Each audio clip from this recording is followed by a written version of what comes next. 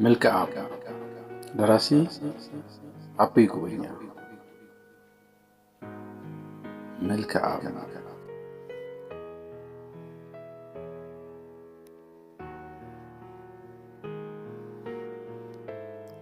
ጠቅላይ ሚኒስትር መልክዓም ለባለ ስልጣኖች የቀረበው ጥብቅ ማሳሰቢያ። ከሁሉ አስቀድመን አንድ ታላቅ ዕዳ በራሳችን ላይ እንዳለ ዘወትር ማስታወስ ታላቁ ግዳጃችን መሆኑን መረዳት አለብን። ይኸውም ሕዝብ የጣለብንን ከፍተኛ እምነት ነው። የኛ የፖለቲካ ፓርቲ ድልን ያገኘበት ምክንያት ይኸው ነው። ከኛ መካከል ጭካኔ በግፍ መንፈስ የተመሰረተ የፋሽዝም እምነት ያለው ሰው ሊኖር አይገባም። ይህ አይነቱ ሰው ካለ አለመኖሩን እንመርጣለን። ከሁሉም በፊት ሰውን መውደድ አለብን። የሰው ፍቅር ያልተቀላቀለበት እምነትና ዓላማ ቢኖር በፍጹም ዋጋ የሌለው ነው። አገሬን እወዳለሁ ሲባል ድንጋይ እንጨቱን ማለት ሳይሆን ወገኖቼን እወዳለሁ ማለት ነው። ሁሉም ነገር ሊወደድና ሊከበር የሚገባው ከሰው በኋላ ነው። ሰውን እየበደሉ የሚገኘው መሻሻል፣ ክብርና ታላቅነት ሁሉ መሰረተ ቢስ መሆኑን ማወቅ ግዳጃችን ነው። በመሻሻል ስም የግል ፍላጎታችንን የግፍ ፍላጎታችንን ልንፈጽም አይገባም። አገልጋዮች እንጂ ጌቶች፣ ታዛዦች እንጂ አዛዦች አለመሆናችንን መርሳት የለብንም። ማንኛውም ሰው መልካም ስንሰራ እንቅፋት ካልሆነን በቀር ሲወደን መጥላት፣ ሲያከብረን መናቅ፣ መልካም አስተዳደርን ከኛ ሲፈልግ ማንገላታት የረከሰ ተግባር ይሆንብናል። ፓርቲያችን ስልጣን ከመያዙ በፊት ሁላችንም የህዝብ ሰዎች ነን ባዮች የነጻነት፣ የእድገት፣ የትክክለኛ ፍርድ በጠቅላላ ባለም ይገኛሉ ለሚባሉ መልካም ነገሮች ሁሉ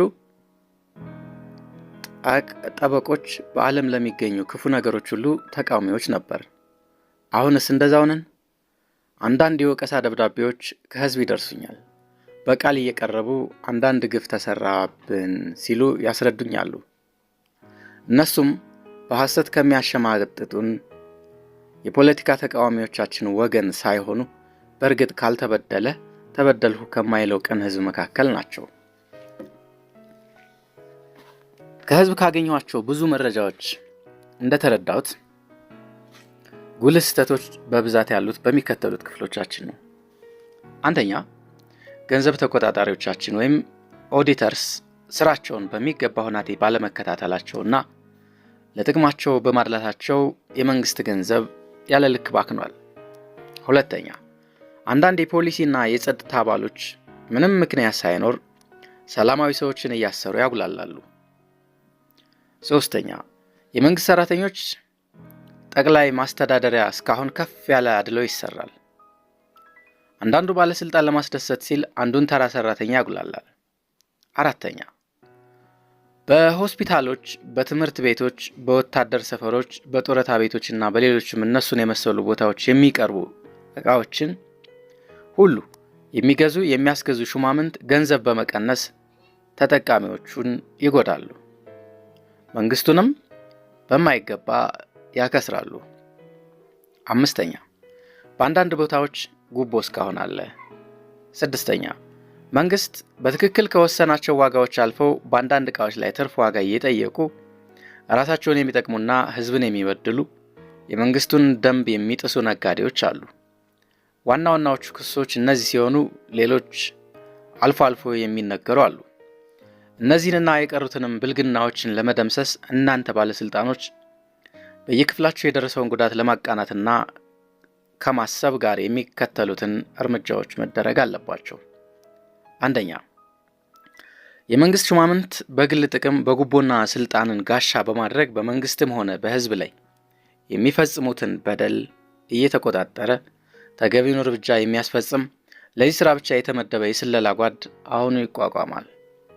ሁለተኛ፣ በንግድ በኩል ስለሚፈጸመው ወንጀል እንደ ጥፋቱ መጠን የንግድ ፈቃድን እስከ መከልከል የሚያስችል ልዩ የፍርድ ጉባኤ ለንግድ ሚኒስቴር እንዲኖረው ተደርጓል። ሶስተኛ፣ ያለምንም ጥፋት ያለምንም ምክንያት የታሰረና የተጉላላ ሰው በቅርብ ያለው ለኔ በሩቅ ያለው በቅርቡ ለሚገኘው ከፍተኛ ባለስልጣን በቀጥታ አመልክቶ መብቱን በግፍ የደፈረበትን ሰው በተወሰነው ከፍተኛ ቅጣይ ማስቀጣት ይችላል። ለዚህ ብቻ ሳይሆን ማንኛውም አይነት በደል ተፈጽሞበት ትክክለኛ ፍርድ ያላገኘ ሰው በማንኛውም ጊዜ ለኔ ለመናገር ሙሉ መብት አለው። እኛ የምናገኘው ክብር ራሳችንን ከህዝብ በማራቅና በመጨቆን ሳይሆን በመውደድ መሆን አለበት። ተፈርቶ በመከበርና ተወዶ በመከበር መካከል እጅግ ከፍ ያለ ልዩነት አለ። ተፈርተው የሚከበሩ ሲወድቁ የሚርቅጣቸው ሲበዙ፣ ተወደው የሚከበሩ ሲወድቁ አክባሪዎቻቸው አክብሮታቸውን አያጓደሉባቸውም። ተወደ ከምትከበር ተፈርተ ብትከበር ይሻላል የሚለውን የኒኮሎ ማኪያቬሊ ትምህርት በአሁኑ የነጻነት ዘመን መሰረት ሊኖረው አይችልም። የኛውን እርሱት። እኛ በህዝብ ስልጣን ስር ያለን ነን። ከህዝብ ጭንቅላት ላይ ተንኳተው ወጥተው ሲያባርቁ የኖሩ ዲክታተሮች መፈረታቸው ከውርደት አላዳናቸውም። ጦረኛው ናፖሊዮን የስልጣን ፍላጎት ወሰን ስላጣ ምናልባት በመጀመሪያዎቹ የድል ወራቶች ዓለም ተጠበኛለች ብሎ ሳያስብ አይቀርም። ነገር ግን የትምክህት ውጤት ውድቀት በመሆኑ በዚህ ሰፊ ዓለም እንደ ልቡ ተዝናንቶ የሚሞትበት እድል እንኳን ሳያገኝ በአንዲት ጠባብ ደሴት 6 ዓመት ታስሮ ቆይቶ ሞተ።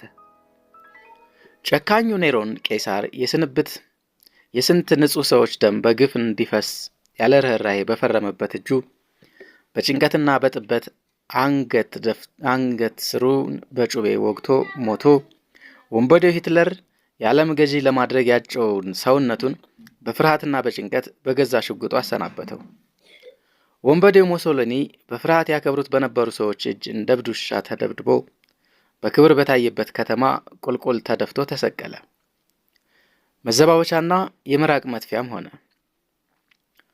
በተጠራጣሪነትና በጭካኔ የታወቀው ጆሴፍ ስታሊን በደህና ሁኔታ አልሞተም ይባላል። ከሞተም ወዲህ ሬሳው ከታላቁ ሌኒን ሬሳ ጥግ እንዳይቀመጥ ተጎትቶ ተጥሏል። ሐውልቶቹም ከያሉበት እንዲፈራርሱ ተደርጓል። እኒህ ለምሳሌ ሲጠቀሱ በዓለም ውስጥ ይህን መሳይ ነገር ተደጋግሟል። ሁሉም የሚያመለክተን በመፈራት የሚመሰረት ክብር ዋጋ የሌለው ሳሉም ሆነ ከሞቱ በኋላ የሚያዋርድ መሆኑን ነው። ለስላሶች እንሁን። ጥርጣሬንና ፍርሃትን በእኛና በህዝባችን መካከል የሚፈጠሩ ጠንቆችን እናስወግድ። ክብራችንና ታሪካችን በእኛ ጉልበትና ስልጣን ሳይሆን በህዝብ ፍቅርና ደስታ እንዲመሰረቱ እንሞክር። ለመጨረሻው ታላቅ ነገር ምኞታችን ይንጠራራ። ከመጨረሻ ነጥብ ላይ ባንደርስ እንኳን ብርቱ ጥረታችን ከመካከል ሊያደርሰን ይችላል። ምኑንም ሳንሰራ በስንፍና በግል ምቾት ከተጠቃን ግን ውርደትና ሀፍረት ብቻ እድሎቻችን ይሆናሉ። የሰው ልጅ ለራሱ ማድላቱ አይቀርም እያልን የዓለምን መልካም ፍልስፍናዎች ሁሉ በዚህ ከምንዘጋ ሰው ከራሱ ጋር ሌሎችን በተለይ ምራም ብለው እስከ መምረጥ የሚወዱትን ሰዎች መውደድ ይችላል። እስኪ እንደዛ እንበል ማለት ብቻ ሳይሆን እንሞክር። እስኪ ሌሎች ምሳሌ እንሆን። ህይወት እስከዚህ የተደበቀ ምን ሚስጥር አላት? መወለድ፣ ለተወሰነ ጊዜ መኖር፣ መሞት፣ በቃ የህይወት ምስጢር አለቀ። ከሞት ወዲያ መኖር ስለሚባለው ነገር ደግሞ መንገዱ ሌላ ነው። በታሪክ ውስጥ ከፍተኛ ቦታ ለማግኘት መልካም ሰው መሆን ያሻል። በተስፋ ወደሚጠበቀው ዘላለማዊ ህይወት ለመግባትም መልካም ሰው መሆን ያሻል። በዚህ ሁኔታ ለፋሺዝም የጭካኔ እምነት በመልካም ህይወት ውስጥ ቦታ የለውም። አንዳንድ ሰዎች ህዝብ በተለይ እንደኛ ህዝብ ያለው በጭካኔ ካልሆነ በቀር በርህራሄ ሊመራ አይችልም ይላሉ። ነገሩ እውነት ሊሆን ይችላል። ነገር ግን በዚህ አማካኝተን ያለንን የጭካኔ ችሎታ ሁሉ ልናሳየው አይገባንም። እንደዚህ ያደረጉት ምክንያቶችን አውቀን እነሱን ማስወገድ አለብን። አንደኛ፣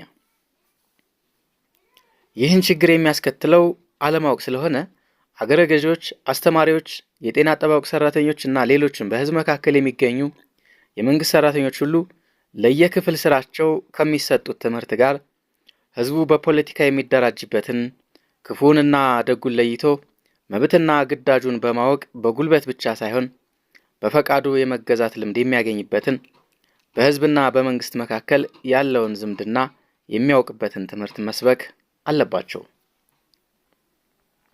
ሁለተኛ፣ አሁን የመጻፍና የማንበብ ችግር ለማጥፋት በመላው ሀገራችን አውራጃዎች ተሰራጭተው የሚገኙት የመሃይምነት አስወጋጅ ጓዶች ለህዝቡ ከንባብ ከጽፈትና ጋር መብቱና ግዴታውን እንዲሁም የዲሞክራሲን መሰረታዊ ዓላማዎች ማስረዳት አለባቸው። ሶስተኛ፣ የመንግስት ባለስልጣኖች ሹማምንት መልካም አርአያ በመሆን በመንግስቱ በኩል ጨዋና ጠንቃቃ ጠባይ መኖር ለህዝቡ ማሳየት አለባቸው። አራተኛ፣ መንግስቱ በየጊዜው የሚፈጽማቸውን ተግባሮች ሁሉ ማንኛውም ሰው እንዲያውቃቸው ማድረግ ያስፈልጋል። አምስተኛ፣ ህግን ባለማክበር ከመብታቸው ወሰን አልፈው ሌሎችን በመበደል በመንግስቱ ላይ ህጋዊ ያልሆነ አመጽ በመፈጸም የፖለቲካ ነጻነት ሳለ በዚህ ባይችሉም በኃይል መንግስቱን ለመቃወም በመሞከር ወንጀል ሰርተው በሚገኙ ሰዎች ላይ የሚሰጠው ግልጽ ፍርድ ሁሉ ለህዝብ በሰፊው መገለጽ አለበት። ከዚህም ጋር የቂምና የጭካኔ እርሾ ለትውልድ እንዳናስተላልፍ ለምንቀጣቸው ሰዎች ህጋዊነትና ርህራሄ ልናሳያቸው ይገባናል። በዚህ መንገድ ራሳችንን ግልጽ ካደረግነው ህዝብ መብቱን ከግዴታው ለይቶ መራመድ ያቅተዋል ማለት ውሸት ነው። በህዝብና በመንግስት መካከል አለመግባባት የሚፈጥሩ የባለስልጣኖች ራስን ብቻ መውደድ፣ ሁሉን ነገር ምስጢራዊ ማድረግ፣ ተጠራጣሪነት፣ ህግን አለማክበርና በስልጣን ማምለክ ብቻ ናቸው። ስለዚህ በጣም አጥብቄ አደራ የምላችሁ በእኛ በኩል ካሉት ግዴታዎቻችን አንዱንም ተጓድሎ እንዳይገኝ በሙሉ አቅማችን እንድንጣጣር ነው። ጭብጨባ።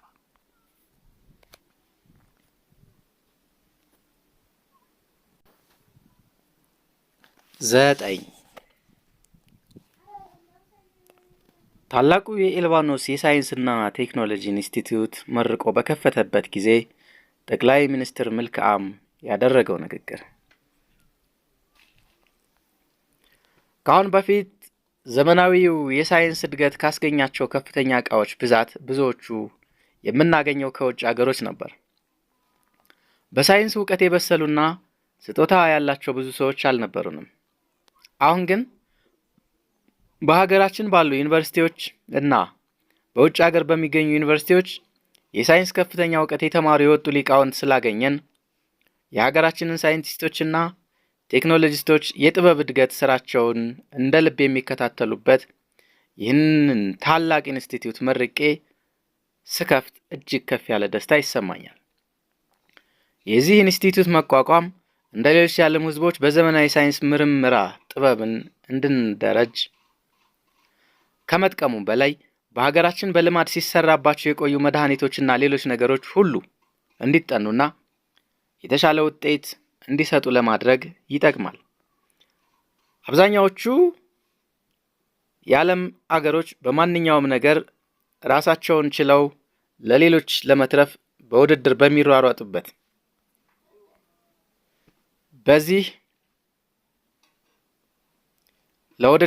በሚሯሯጡበት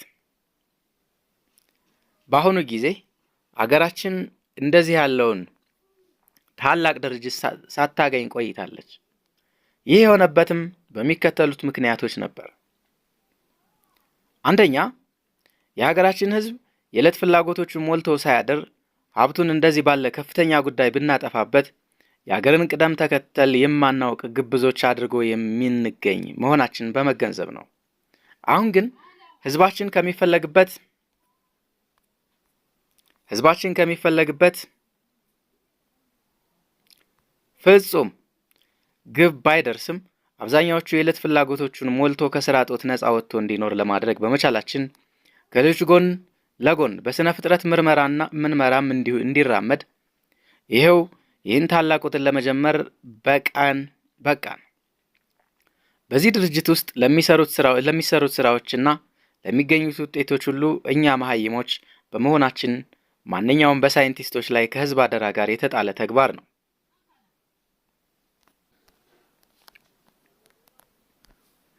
ይሁንና የመንግስታችንና የህዝባችን ዓላማ ከአጥፊ ነገሮች ይልቅ ለሰላማዊ አገልግሎትና ለህዝብ ብልጽግና የሚውሉ ነገሮች እንዲበቁ ማድረግ ስለሆነ የዚህ ድርጅት ዋና ጥረት ለሰው ልጆች ጥቅም እና ምቾት የሚውሉ ነገሮች በተቀዳሚ መፈለግና መከታተል አለበት። የሳይንስ ውጤቶች ካልሚው መንገድ ይልቅ በአጥፊው በኩል በፍጥነት እየተራመዱ በመሄዳቸው መላውን ዓለም ከታላቅ ስጋት ላይ የጣለውን የቴርሞኑክሌር ቦምብ ከማስገኘት ደርሰዋል። ይህም ሁኔታ በሰው ተፈጥሮ ውስጥ አይሎ የሚገኘው ራስን ብቻ የመውደድና ሌሎችን የማጥቃት ፍላጎት ወይም ፍርሃትና ጥርጥር ያስከተለው ነገር በመሆኑ የሰውን ደካማ ባህሪ እንጂ የሳይንስን እድገት የሚያስነቅፍ አይደለም። ቅንነት ቢኖር መልካሙን ጎን ይበልጥ ማሳደግ ይቻል ነበር። ይህ ኢንስቲትዩታችን እኛ ብንደርስም በመንፈስ አይን እየተመለከትን በብርታት ልንደግፈው ይገባል። በዚህ ኢንስቲትዩት ስር የሚመሩ ልዩ ልዩ የሳይንቲፊክ ጉዳዮች ማጥኛ ድርጅቶችና በሳይንስና በቴክኒክ ቀመስ ስራዎች አዲስ ነገር ላገኙ ታታሪዎች ሽልማት በሙሉም ባይሆን በከፊል በደህና ሁኔታ ላይ ባለንበት ጊዜ በመቋቋሙ የሚያስፈልገውን ዝግጅት አለኝ። እግዚአብሔር ውጥናችንን ያሳምርልን። ታላቅ ጭብጨባ ሆነ። ታላቁን የመንፈሳዊ ትምህርቶች አካዳሚ መርቆ ሲከፍት ጠቅላይ ሚኒስትር መልክዓም ያደረገው ንግግር የሰው ልጅ አብዛኛውን ጊዜ የሚራመደው በእውነተኛ የነፍሱ ሚዛን ሳይሆን ጊዜና አካባቢ በሚፈጥረው ስሜቱ ነው ለማለት ይቻላል። ከጥቂት መቶ ዓመታት በፊት ሰዎች ታላቅ ዓላማ አድርገው የሚዋጉበት ከፍተኛ ቦታ የሚሰጡት ጉዳይ ሃይማኖት ነበር። ዛሬ ደግሞ ብዙ ሰዎች አምልኳቸውን እያዩና እየጨበጡ ወደሚጠቀሙበት ግዙፍ ነገር እንዲለወጥ አድርገዋል። ብዙዎችም ይህን ምሳሌ በመከተል ላይ ናቸው። ይህ አይነቱ አይንን ጨፍኖ ወደ አንድ አቅጣጫ መጋለብ በስሜት ብቻ ከመነዳት የመጣ ነገር ነው እንጂ በእውነት ከተሄደ ምንም ሰው አካሉን በግዙፍ ነገሮች መንፈሱንም በመንፈሳዊ ነገሮች የሚያስደስትበት ምክንያት አልነበረም። በዘመናችን በየቀኑ እየተራመደ በሚገኘው የሳይንስና የቴክኖሎጂ ውጤት አድናቆቱን የጨረሰው ነፍስ ረቂቅና ስውር በሆነው የመንፈስ ኃይል የሚገኙትን ከፍተኛ ነገሮች ለመረዳት ሲቸገር ይገኛል። ለዚህም ዋናው መድኃኒት መንፈሳዊ አስተማሪዎችን የመንፈስን ምስጢር ላዩን ብቻ ሳይሆን ውስጡን ጠለቅ አድርገው ተረድተው መገኘታቸው ብቻ ነው። የሃይማኖት ስሜት በብላሽ አልተፈጠረም፣ በብላሽ ሊወድቅ የሚችልም አይደለም። የዚህን አካዳሚ ዋና በር ከሌሎች ሃይማኖት ኮሌጆች የተለየ የሚያደርጉት ሁለት ምክንያቶች አሉ። እነሱም የሚከተሉት ናቸው። አንደኛ፣ ይህ አካዳሚ ለአንድ አይነት ሃይማኖት ተከታዮች ብቻ ሳይሆን በታላቁ ፈጣሪያችን መኖር ለሚያምኑ ሰዎች ሁሉ ክፍት ክፍሎች ያሉትና ለመንፈሳዊ ተግባሮች ሁሉም የመቀራረብ መንፈስ እንዲኖራቸው የሚያደርግ ነው። ሁለተኛ፣ የመንፈሳዊ እምነቶች ፍጹም ተቃራኒ የሆነው በሄደበት በአሁኑ ጊዜ የሃይማኖት ሰዎች ደግሞ እርስ በርሳቸው እየተጣሉና እየተናናቁ ሲገኙ የእግዚአብሔር አምልኮን እንዳይጠፋ የሃይማኖት ሰዎች ሁሉ ልዩነታቸውን በመዘንጋት በአንድ ላይ በመሰለፍ እንዲሰሩ የሚደረግ ነው። የሰው መንፈስ የሚፈልጋቸውን ጸጥታና ውስጣዊ ደስታንና ተስፋን የጠለቀ ሃይማኖት ያለው ሰው እንጂ ሌላ አያገኛቸውም።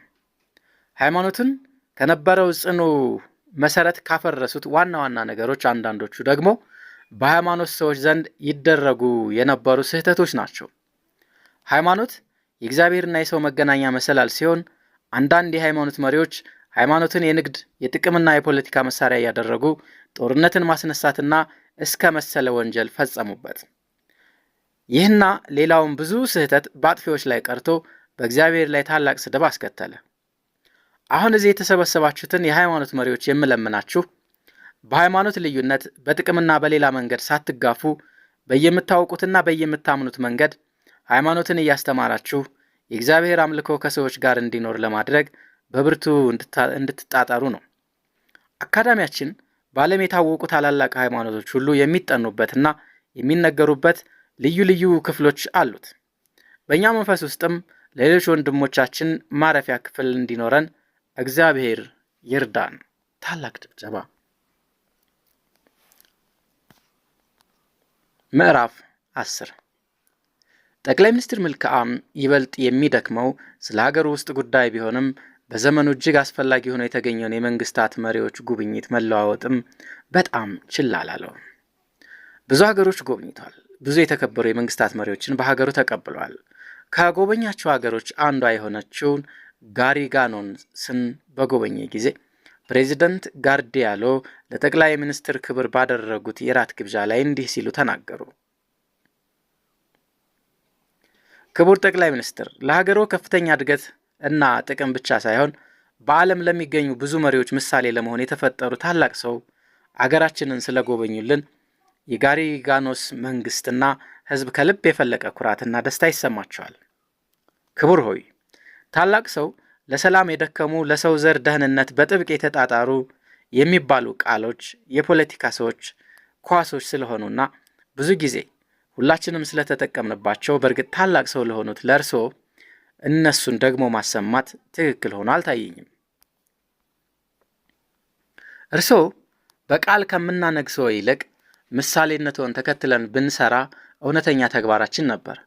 እርስዎ ወይም ሀገርዎ ለእኛ እንግዶች አይደላችሁም። የሀገራችን ህዝብ ከጥንት ጀምሮ እስከ ቅርብ ጊዜ ከውጭ ከሚቀበላቸው እጅግ ተፈላጊ የሆኑ ጥሬ ሸቀጦች ብዙዎቹ ከለማና ከለምለሙ ሀገርዎ የሚመጡ ነበሩ።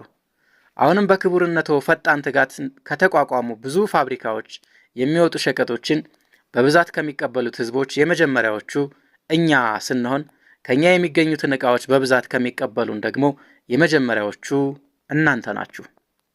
ሀገሬ ከጥቂት ዓመታት በፊት ከአንዳንድ ታላላቅ መንግስታት ጋር የጦር ጓደኝነት ውለታ ፈራሚ ሆና ስትገኝ በተወደደው አፈራችን ላይም አስከፊው የኒውክሌር የጦር መሳሪያ ሰፍሮበት ይገኝ ነበር። አሁን ግን የእናንተን ታላቅ ምሳሌነት በመከተል አገራችንን ከገባችበት የነብር ሰርገኛነት አፈራችንንም ከተጫናት እሳት ነጻ አድርገናቸዋል።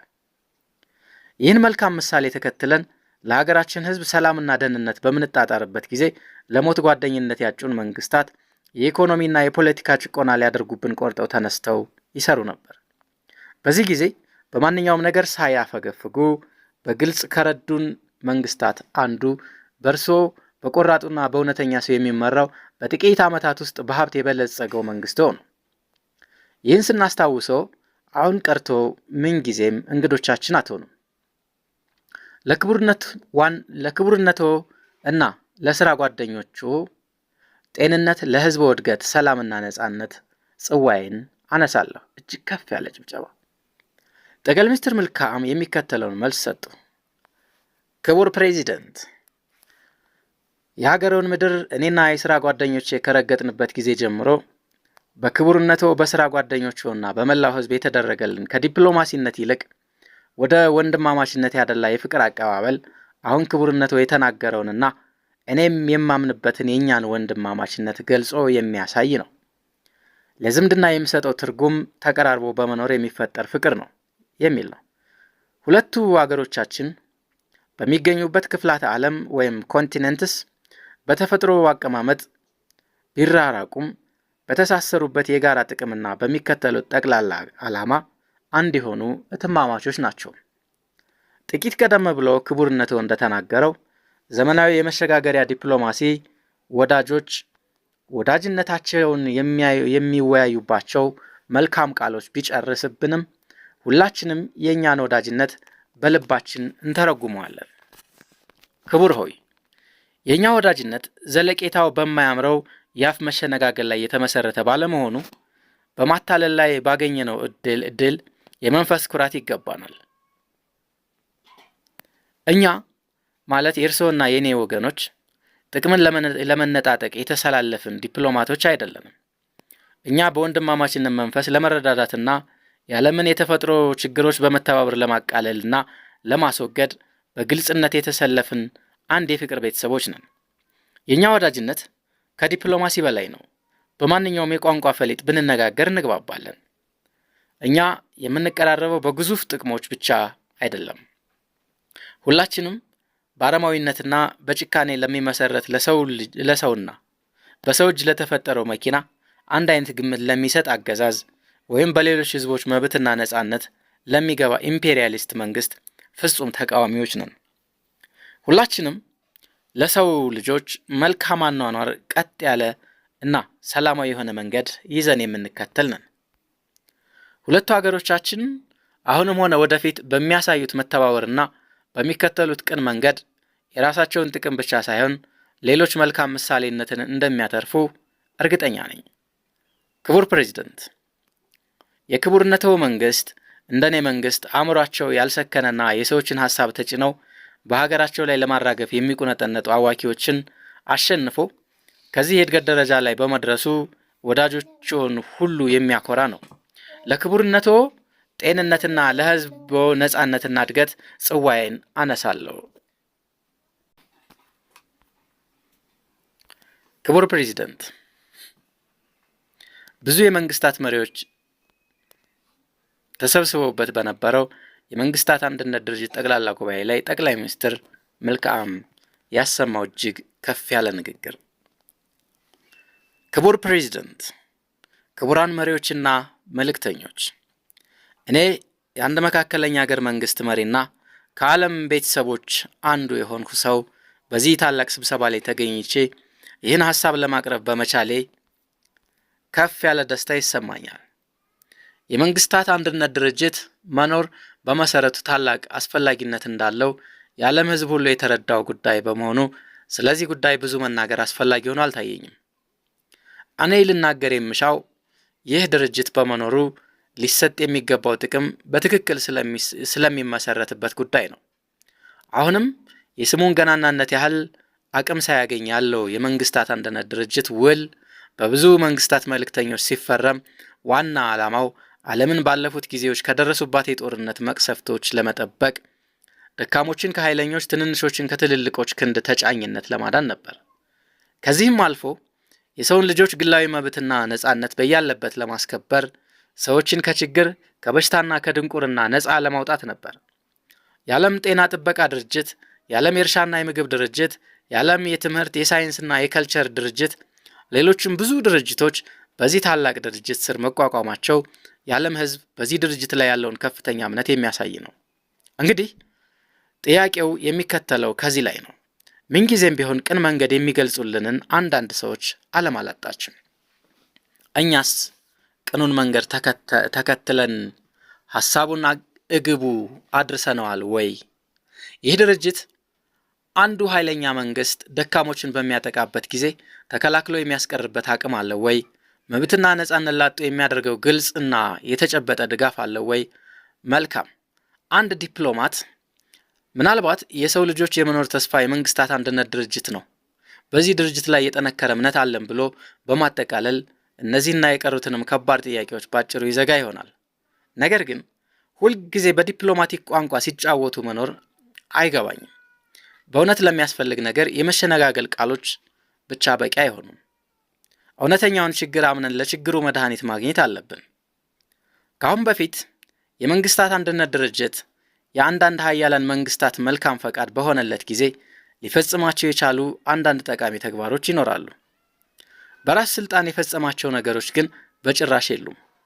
እስካሁን ድረስ ያለው የመንግስታት አንድነት ድርጅት አቅም ከአንድ ባለ ብዙ ብር መንግስት ጋር ለጥቂት ሰዓቶች እንኳን መቋቋም የሚችል አይደለም። በእውነት መናገር ወንጀል ካልሆነ በቀር የዓለምን የጋራ ጸጥታ ወይም ኮሌክቲቭ ሴኩሪቲ የሚጠብቀው በምዕራብና በምስራቅ ያለው የኃይል ሚዛን እንጂ ምስኪኑ የመንግስታት አንድነት ድርጅት አለመሆኑን መካድ ራስን ማታለል ነው። ለወደፊቱም ቢሆን የመንግስታት አንድነት ድርጅት አንድ ከፍ ያለ ጦርነት ቢነሳ ሞቶ ከተቀበረበት የድሮ የዓለም መንግስታት ማህበር የተሻለ ድል ሊኖረው ይሆናል ማለት ራስን ማታለል ነው። የመንግስታት አንድነት ድርጅት በማንኛውም መንግስት ላይ ወይም ለማንኛውም መንግስት አድሎና ፍርሃት ያልተጫነው ፍርድ ለመስጠት ባለመቻሉ የተደረጉና በመደረግ ላይ ያሉ ስህተቶችን እንመልከት። አንደኛ፣ በመንግስታት አንድነት ድርጅት ስም ከብዙ ሀገሮች የተሰበሰቡ ወታደሮች አንዳንድ መንግስታት በፈለጉት መልክ በአንድ ህዝብ የውስጥ ጉዳይ እየገቡ እንዲዋጉ መደረጉ ታላቅ ስህተት ነው። የመንግስታት አንድነት ድርጅት ዓላማ በአስተዳደር እምነት ወይም አይዲዮሎጂ ልዩነት እርስ በርሳቸው በሚጋጩ ህዝቦች መካከል ጣልቃ መግባት አልነበረም። የነ ደቡብ አፍሪካን የነጮች መንግስት የመሰሉ የሰው ልጆች መብትና ነጻነት ባላጋሮች የመንግስታት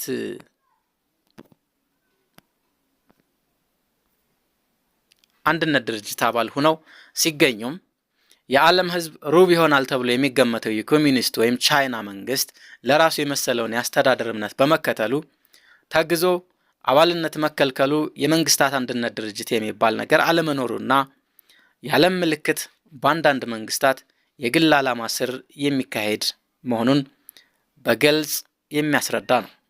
ሶስተኛ፣ መንግስታት አንድነት ድርጅት ጠቅላላ ጉባኤ ወይም የጸጥታው ምክር ቤት ከሚሰጣቸው ውሳኔዎች ብዙዎቹ በቸልታና በንቀት ሲታለፉ ድርጅቱ ውሳኔውን ባፈረሱት መንግስታት ላይ አንድም እርምጃ አድርጎ አያውቅም። አራተኛ፣ የብዙዎቻችን ድምጽ ማገጃ ስልጣን ያላቸው ኃያላን መንግስታት ስልጣናቸውን በማይገባ መንገድ ሲጠቀሙበት፣ ለምሳሌ እንደነ ብሪታንያ ያለው የደቡብ አፍሪካ መንግስት ከድርጅቱ አባልነት ትውጣ፣ ከባድ የሆነ የኢኮኖሚና የፖለቲካ ጭቆና ይደረግባት ሲባል በመቃወም ሲጠቀሙበት ድርጅቱ የሚያደርገው ሌላ እርምጃ የለም። በጠቅላላው ይህን የመሰለውን ብዙ ችግር ስናይ ለማዳን በማይችል የውሸት ጣዖት ስናመልክ መገኘታችንን ብቻ ልንረዳው፣ ለችግሩ መድኃኒትን ልናገኝለት ይገባናል። ለአሁኑ ጊዜው የጦርነት ጊዜ አይመስልም። ይህ የሆነበት አስፈሪው የኒውክሌር ሃይድሮጅን ቦምብ በእምነትና በአስተዳደር በማይመሳሰሉ ሁለት ክፍሎች እጅ በመገኘቱ ምክንያት እንጂ እውነትስ አሁን ያለው የመንግስታት አንድነት ድርጅት አቋምና የጦር አጫሪዎችን ኃይል ለመስበር አቅም ኖሮት አይደለም። ለዚህ ሁሉ ደካማነት የመንግስታት አንድነት ድርጅት ጥሩምባ በመሆን ራሳቸውን የሚደልሉት መንግስታት በሰላማዊ መንገድ የሚያገለግል እንጂ በጉልበት የሚያገድ አይደለም የሚል ምክንያት ይሰጡታል። የድርጅቱ የበላይ ጌቶች የሆኑ አንዳንድ መንግስታት ሲፈልጉ ግን ድርጅቱ የዓላማው ፍጹም ተቃራኒ የሆነ የእርስ በርስ ጦርነት እያስነሳ በታዘዘበት ጎን ተሰልፎ ይዋጋል። የዓለም ሰላም ራስን በማታለልና በማይጨበጥ ህልም ብቻ ሊመሰረት አይችልም። ግልጽ እንሆንና እውነተኛውን ጠቃሚ ነገር እንመስርት። በእውነቱ ከሆነ በመልካም ሁኔታ የተመሰረተ የመንግስታት አንድነት ድርጅት ለታናናሽ መንግስታት ብቻ ሳይሆን ለታላላቆቹም እጅግ አስፈላጊ ነው። ሟቹ የዓለም መንግስታት ማህበር ደካማ ስለሆነ ያለአንዳች ተቃዋሚ የተነሳ ሁለተኛው የዓለም ጦርነት ደካሞችን ብቻ አልጎዳም፣ ትንንሾቹን የጎዳውን ያህል ወይም ይበልጥ በዘመኑ ኃያላን የነበሩ ጦር አጫሪዎችንም ጎድቷል። የመጀመሪያው ጦር አጫሪ የናዚስት ጀርመን ብዙዎችን አገሮች በማሰቃየት አልቀረችም። ባስነሳችው ጦርነት ራሷ ተቃጥላ ከከባድ ችግር ላይ ከመውደቋን በላይ ጠንቁ እስካሁን አለቃት ብሎ ከሁለት ተከፍላ ትገኛለች። የፋሺስት ኢጣሊያ ከሁሉ በፊት ያጠቃቻት ሀገር ነፃነቷን ስታገኝ በእርሷና በወንበዴው ዲክታተሯ በሙሶሊኒ ላይ የደረሰውን ውርደት ማስተዋል ደግሞ ይገባል። ጃፓን በጀመረችው ወረራ ምክንያት ምስኪኖቹ የሂሮሺማና የናጋሳኪ ነዋሪ ህዝቦቿ የአቶም ቦምብ መሞከሪያ እንዲሆኑ አስደረገች። በጠቅላላው ጦርነት ትንሽ ተብለው የሚወረሩትን ብቻ ሳይሆን ኃይል አለም ብለው የሚወሩትንም የሚያወድም ጠንቅ ነው። በዚህ ሁኔታ የዓለምን ህዝብ ከጦርነት አደጋ ያድናል ተብሎ የተቋቋመው ድርጅት በሁሉም በጎ ፈቃድና እርዳታ ሊደራጅ ሲገባው አንዳንድ መንግስታት የግፍ መሳሪያ ሆኖ መታየቱ እጅግ የሚያሳዝን ነው። ስለዚህ አንድ መካከለኛ ወይም ትንሽ መንግስት ከሚያቀርበው ጠቃሚ ሐሳብ ይልቅ አንድ ኃያል መንግስት የሚያቀርበው የተሳሳተ ሐሳብ ይበልጥ እንደሚሰማ ባውቅም በመንግስቴ ስም ከዚህ የሚከተሉትን ሐሳቦች ለዓለም ህዝቦች ህሊና ለማቅረብ እወዳለሁ። አንደኛ፣ የመንግስታት አንድነት ድርጅት ዋና መስሪያ ቤት በማንኛውም ኃይል መንግስት ግዛት ወይም አንድ ኃያል መንግስት የፖለቲካ አበር በሆነ መካከለኛ ወይም ትንሽ መንግስት ግዛት ውስጥ መሆን የለበትም። ሁለተኛ፣ ከማንኛውም ጥቂትም ሆነ ብዙ መንግስታት ከሚገኙበት የፖለቲካ ክልል ነፃ በሆነ መንግስት ግዛት ውስጥ የመንግስታት አንድነት ድርጅት ዋና መስሪያ ቤት መቋቋም አለበት። ሶስተኛ፣ ድርጅቱ በምንም ሌላ ምክንያት ሳይሆን አንዱን መንግስት ሌላውን መንግስት ወይም ብዙዎችን መንግስታት በቀጥታ ለመውረር በተነሳበት ጊዜ ብቻ ወራሪውን ለመከላከል የሚያስችለው ከማንኛውም ኃይል መንግስት የበለጠ የጦር ኃይል ሊኖረው ይገባል። ይህንንም ለማድረግ የሚከተሉትን ተግባሮች መፈጸም ያስፈልጋል። ሀሌታዋ ከአባሎች መንግስታት መካከል ኃያላኑ ዘመን ካፈራው ዘመናዊ ጦር መሳሪያዎች ከማንኛውም አይነት ሳይቀር ለጋራ ሰላምና ጸጥታ ዋስትና ለሆነው የጋራ ድርጅታቸው በበቂ መስጠት ይገባቸዋል። ይኸውም አዲስ መሳሪያ በተፈጠረ ቁጥር ሳያቋርጥ የሚኖር ስጦታ መሆን አለበት። ዘመናዊ የጦር መሳሪያ በሀገራቸው መስራት የማይችሉ መንግስታት በመከላከያ ድርጅታቸው ውስጥ ለዚህ የጋራ ድርጅታቸው የሚያገለግሉ ወታደሮች መመደብና እነሱም የመንግስታት አንድነት ድርጅት ወታደሮች ብሎ ሰይሞ ማስቀመጥ አለባቸው። ይህም ለሁል ጊዜ የማያቋርጥ መሆን አለበት።